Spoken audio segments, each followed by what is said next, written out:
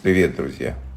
Возьмите на заметку, как запечь недорогой кусок мяса, так, чтобы мясо получилось очень сочное, таяло во рту. Это свиная лопатка. Можно готовить одним куском, но мне удобнее разрезать. Потом скажу почему.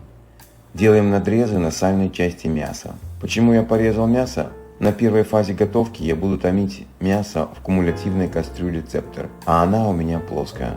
И кроме того, я люблю поджаристые края мяса. При нарезке их просто больше. Посыпаем специями со всех сторон. Специи те, которые вы любите, но без соли, иначе мясо потеряет сочность. Это можно сделать и в духовке, в рукавиц для запекания, либо просто завернув все в фольгу.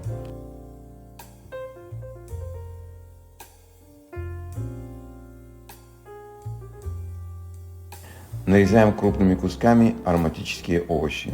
Одну морковь, один репчатый лук, немного свежего имбиря, один стебель сельдерея. Распределяем овощи вокруг мяса.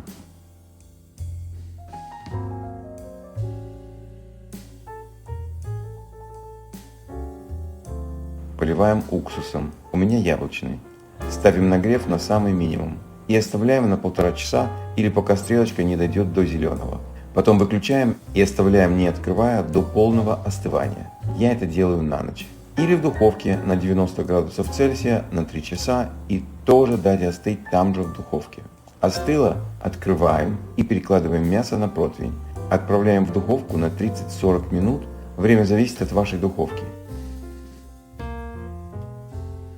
Мясо получается очень нежное, сочное и вкусное. Реально тает во рту. Это вкуснее буженины.